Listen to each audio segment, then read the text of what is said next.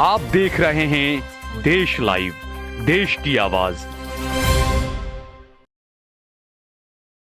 अस्सलाम वालेकुम, आदाब, नमस्कार। मैं सहल कुरैशी। इस वक्त अहमदाबाद में एक कार्यक्रम का आयोजन किया गया सरदार भवन में, सरदार समिति के पास में, और कुछ लोग यहाँ पर मेरे साथ में मौजूद हैं जो एक्टिविस्ट भी हैं, एडवोकेट्स भी हैं। संसद के अंदर जब नई संसद बनी तो लोगों की, जनता की उम्मीदें कुछ और होती है, लेकिन उम्मीदों से कुछ अलग हुआ संसद में कि एक मुस्लिम सांसद जो कि दानिश अली बीएसपी से ताल्लुक़ रखते हैं, उत्तर प्रदेश से सांसद हैं, उन्हें साउथ दिल्ली के बीजेपी के सांसद रमेश बिघूड़ी ने जो अल्फाज कहे, कटवे, मुल्ले, आतंकवादी, ये तमाम चीज़ें। और हैरानी की बात तो ये है कि जो मोदी सरकार में कभी कानून मंत्री रहे थे, जो कभी स्वास्थ्य मंत्री रहे थे, वो दो बड़े नेता पीछे बैठकर आराम से मज़े से हंस रहे थे। हमेशा ये बात उठती है कि जिस तरीके से जो भाषा और जो राजनीति के अंदर जो मर्यादा गिर रही है नेताओं के भाषण की, उसकी शुरुआत भी कहीं ना कहीं महापुरुष ने ही की थी। तो जो प्रोग्राम के जो आयोजक है, सबसे पहले हम उनसे बात करेंगे। मुजाहिद नफीस साहब हैं और कलीम सिद्दीकी हमारे साथ हैं। कलीम सिद्दीकी खुद पत्रकार भी हैं। कलीम, जिस तरीके से जो राजनीति के अंदर जो भाषा और जो संयम पहले रहा करता था, बहुत ही निचले स्तर पर आ चुका है। बात सिर्फ मुसलमान की नहीं है, रैलियों के अंदर चाहे भाषण देखें, हर तरफ देखें, अब वो संसद के अंदर भी होने लगा है। संसद में जो भाषा यूज़ की गई है बिघूड़ी के ज़रिए, वो इस देश के लिए मैं पहली बार इस तरह की, किसी अंग्रेज़ों के दौर में भी पार्लियामेंट में इस तरह की कभी भाषा अंग्रेज़ों ने भी नहीं इस्तेमाल करी है। तो यानी और जो भाषा यूज़ की गई है वो जो है बिघूड़ी ने सिर्फ दानिश अली के लिए नहीं, बल्कि एक यानी दुनिया की सबसे दूसरी बड़ी आबादी मुसलमानों के खिलाफ जो है वो शब्द यूज़ किए गए हैं। वो डायरेक्ट हिट करता है मुसलमानों को। कोई यानी दानिश अली की माँ बहन की या उसको इंडिविजुअली सीधा टारगेट करते हुए नहीं, वो जिस कम्युनिटी से आते हैं, मुस्लिम कम्युनिटी से आते हैं, वो उनको गाली दी गई है। तो इस चीज़ को लेकर इस देश के मुसलमान ही नहीं, बल्कि इस देश की एकता और अखंडता में मानने वाले, लोकतंत्र के मूल्यों में मानने वाले इंसाफ परस्त लोग बहुत गुस्से में है, नाराज़गी है, और इस नाराज़गी को पूरे देश में देखा जा रहा है। लोग दानिश अली के साथ एकजुटता दिखा रहे हैं, और इसी सिलसिले में अहमदाबाद में हम लोगों ने जो है सोचा कि भी हम क्या कर सकते हैं। तो उसमें तय ये हुआ कि एक रेजोल्यूशन पास किया जाए, और क्योंकि अहमदाबाद एक इम्पोर्टेंट शहर है, यहाँ से सरदार पटेल और गांधी जी आते हैं, और इस शहर की बदकिस्मती ये है कि इस शहर के दो ऐसे लोग हैं जो इस देश के गांधी और सरदार के मूल्यों को ख़त्म करने के लिए काम कर रहे हैं, इस देश के लोकतंत्र को ख़त्म करना चाहते हैं। वो ऐसे लोग जो है कब्जा किए हुए हैं, और आज के इस देश के पावरफुल लोग माने जा रहे हैं। तो ये उनके खिलाफ ये हमारा ये रिएक्शन था, हमारी जो है हमारा ये गुस्सा था, और रेजोल्यूशन पास करके हमने अपील की है यहाँ पे सर्वसम्मति से। जो लोग मौजूद थे सारे लोगों ने ये कहा कि बिघूड़ी के खिलाफ जो है सख्त कार्रवाई होना चाहिए, सदस्यता संसद की जाए तो जाए, साथ में उनको आने वाले दिनों में इलेक्शन ना लड़ने दिया जाए, क्योंकि उन्होंने जो है एक कम्युनिटी को गाली नहीं बल्कि इस देश के संविधान को अपमानित किया है, पवित्र मंदिर जिसे लोकतंत्र का पवित्र मंदिर कहा जाता है उसको अपमानित किया है। इसलिए उनके ऊपर सख्त से सख्त कार्रवाई होना चाहिए। इसी सिलसिले में अहमदाबाद के मुस्लिम संगठन और दूसरे सिविल सोसाइटी से जुड़े लोग, वो सारे लोग आज हाजिर रहे यहाँ पर, और उन्होंने दस्तखत किए और रेजोल्यूशन को पास किया है। अच्छा, मुजाहिद नफीस हमारे साथ में मौजूद हैं। अक्सर कई ऐसे दबे कुचलों की आवाज़, और जहां नाइंसाफ़ी होती है तो अक्सर ऐसे मामलों को उठाते रहते हैं, हाईकोर्ट का दरवाज़ा भी खटखटाते रहते हैं। मुजाहिद भाई, जिस तरीके से जो कुछ हो रहा है देश के अंदर, पार्लियामेंट के अंदर, संसद के अंदर, इस तरीके की भाषा, एक सांसद खड़ा होकर ये कहता है कि मुल्ले तू बाहर मिल, मैं तुझे बाहर देख लूँगा, तो ये जो इतना गिर रहा है। और दूसरी तरफ मीडिया का रोल, आज मैं कुछ अखबारों में और कुछ न्यूज़ चैनल्स में देख रहा था, हेडलाइंस थी कि कनाडाई पार्लियामेंट के अंदर जो जूइश थे उनके कत्लेआम करने वालों का कुछ पुरस्कृत उनको किया गया है। चीजें तो मीडिया में खूब दिखाई गई, तो दिखाया वो जाता है पाकिस्तान में 200 रुपए का टमाटर मिल रहा है, वहां क्या हो रहा है, ये सब दिखाया जाता है। लेकिन देश के अंदर जो हो रहा है, यहाँ का जो लोकतंत्र की कमर तोड़ी जा रही है, वो नहीं दिखाया जा रहा है सही से। आपने पूरा चित्र सबके सामने रखा है, लोकतंत्र में जो बहसों की जो वैल्यू थी वो धीरे धीरे घटती जा रही है।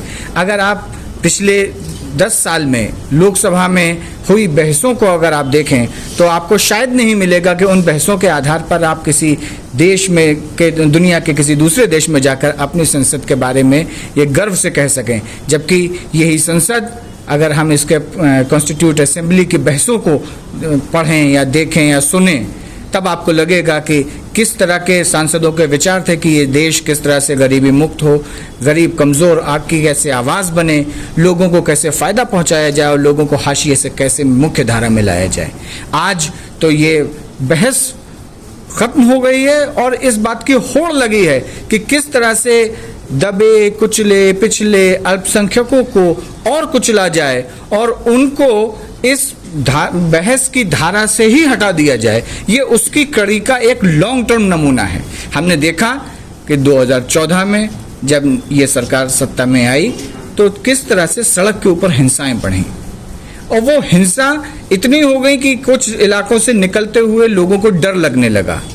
वो हिंसा अब संसद के अंदर पहुंच गई है। बस मॉब लिंचिंग होना बचा है संसद में, ऐसा लगता है अब तो। बिल्कुल, सिर्फ उछल के वो मारता यही बाकी रहा था। बाकी अगर वो वीडियो आप देखेंगे तो निश्चित तौर पर सांसदों को भी डर लगा होगा कि आने वाले समय में जो दलित हैं, अल्पसंख्यक हैं, पिछड़े हैं, उनका क्या हाल होगा कि सत्ताधारी दल वहाँ पर जिसका वो सांसद है उसके पीछे 2 बड़े लीडर हंस रहे हों, स्पीकर कोई कार्रवाई ना करें। निश्चित तौर पर लोकतंत्र के लिए ये शर्मनाक दिन था। और अगर ये सरकार मानती है कि लोकतंत्र बचा रहना चाहिए तो इसका निष्कासन ही एकमात्र वो इसका जवाब है जिससे यह साबित किया जा सकेगा कि संसद की पवित्रता बनी रहे। हमारे साथ में कुछ और लोग भी हैं यहाँ पर। जिस तरीके से शमशाद, एक वक्त था कि एक मुस्लिम सांसद हुआ करते थे, देश के किसी हिस्से में कहीं पर दंगे हो रहे थे और उन्होंने खड़े होकर कहा, जब नेहरू प्रधानमंत्री थे, उन्होंने कहा कि नेहरू जी को जवाब देना होगा इस मामले में। नेहरू उस वक्त पार्लियामेंट में नहीं थे, लेकिन वो कहीं से टीवी में बैठ कर अपने रूम से देख रहे थे तमाम डिबेट को। वो फौरन उठ के उन्होंने माफ़ी मांगी कि हाँ, मैं आपके मुद्दे पर बात करूंगा, मैं बोलूंगा। लेकिन यहाँ पर हम देखें कि प्रधानमंत्री ऐसे तमाम मामलों पर बिल्कुल खामोश हो जाते हैं। वो नारे देते हैं बेटी बचाओ का, बेटी पढ़ाओ का, वो नारे देते हैं सबका साथ का, सबका विकास का, लेकिन दूसरी तरफ जो उनके सांसद जो कर रहे हैं, एक सांसद कहता है मुसलमानों का बहिष्कार करिए, वो भी दिल्ली के ही सांसद थे परवेश वर्मा। अब जो दिल्ली के ही दूसरे एक सांसद है रमेश विघूड़ी, उनका ये बयान मुस्लिम सांसद के खिलाफ, मुसलमानों के खिलाफ, क्या कहेंगे आप मोदी की खामोशी पर? देखिए, प्रधानमंत्री जो हैं वो सिर्फ इन मुद्दों पर खामोश नहीं रहते हैं, वो 700 किसानों की मौत पे भी खामोश रहते हैं। वो देश में कोविड से जब हजारों लोग मर जाते हैं तो उस मुद्दे पर भी खामोश रहते हैं। तो उनसे तो मुझको ना पहले कोई उम्मीद थी ना अभी कोई उम्मीद है। लेकिन मैं ये मानता हूँ कि जो प्रणाली है, जो सिस्टम है जिसके हिसाब से ये देश चलता है, उस पार्लियामेंट में जो चुन के तमाम सांसद जाते हैं वो एक स्पीकर को ये रखते हैं कि वो ठीक ढंग से संचालन करेगा हाउस का, और उससे उम्मीद रहती है कि कोई अगर नियमावली का भंग तोड़ेगा तो उसके खिलाफ कार्रवाई करेगा। लेकिन वो हम तब देखते हैं कि जब कोई गैर भाजपा दल का कोई सांसद अगर भाजपा के खिलाफ एक शब्द भी बोल दे तो वो उनको लगता है कि नियमावली का भंग है। लेकिन एक दूसरी तरफ जिसको आईपीसी में बहुत सख्त शब्दों में वर्णित किया गया है, ऐसे शब्दों का उच्चारण जब कोई सांसद एक मुस्लिम सांसद के लिए करता है, जिसके सीधे तौर पे अगर आईपीसी में कहा जाए तो वो देश को तोड़ने वाला तक की उस कलमों में उसको देखा जाता है, तो ऐसे सांसद के खिलाफ कार्रवाई ना करके स्पीकर ने उनकी निष्पक्षता पे सवाल खड़े कर दिए हैं कि वो निष्पक्ष हैं, और उन्होंने सिर्फ इतना कह दिया कि आइंदा नहीं होना चाहिए, जो कि काफ़ी नहीं है।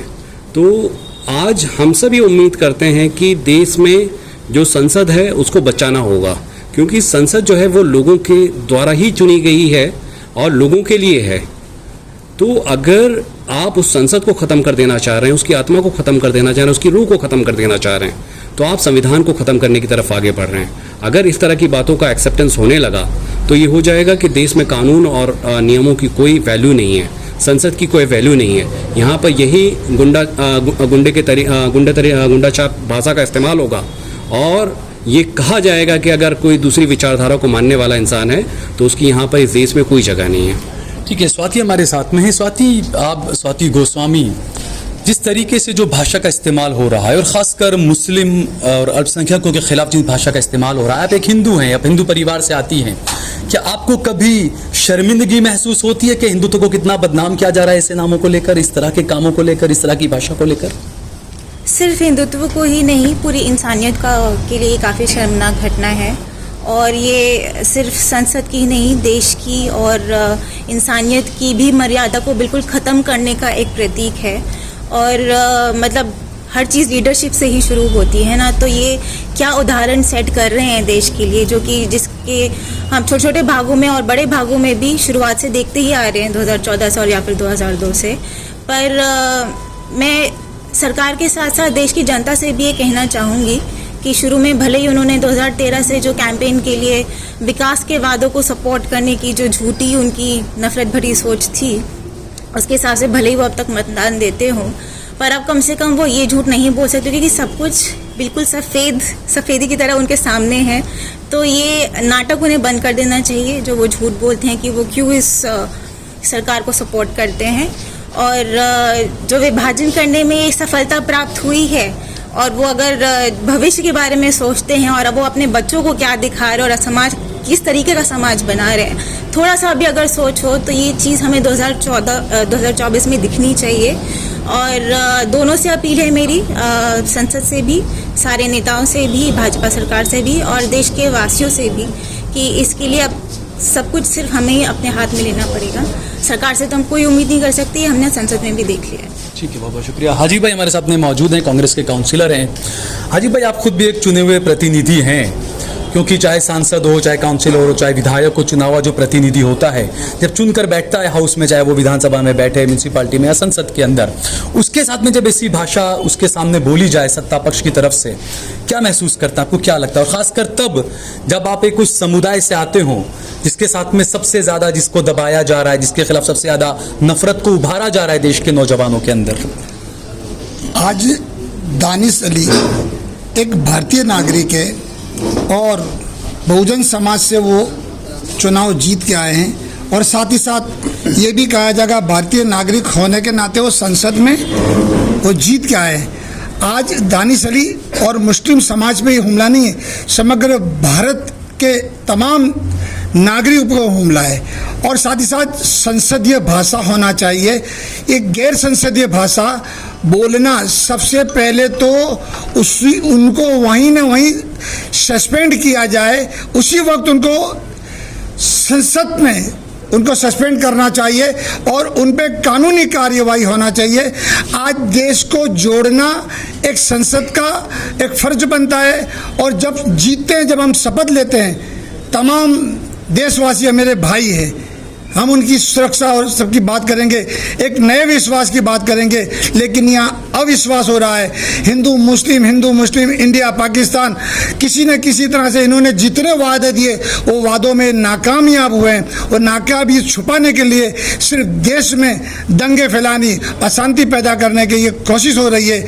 आने वाला 2024 का वक्त लोगों को समझने की अब जरूरत है कि हम एक आज दानिश अली पे ये बात हुई है, कल न जाने ये हम पे होगी, किस पे होगी, क्या होगी, वो नहीं कह सकते।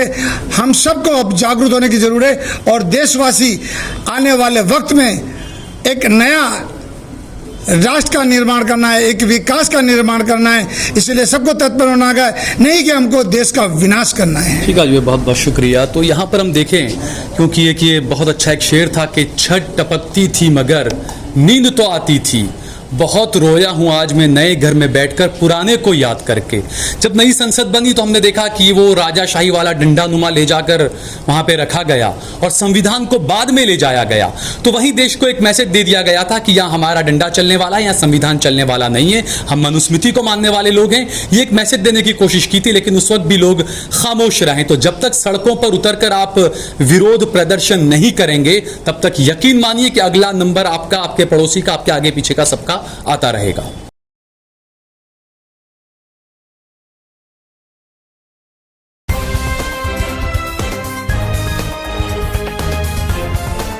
देश देश और दुनिया की तमाम छोटी और बड़ी खबरों के लिए हमारे चैनल को सब्सक्राइब करना न भूलें और बेल का बटन जरूर दबाएं।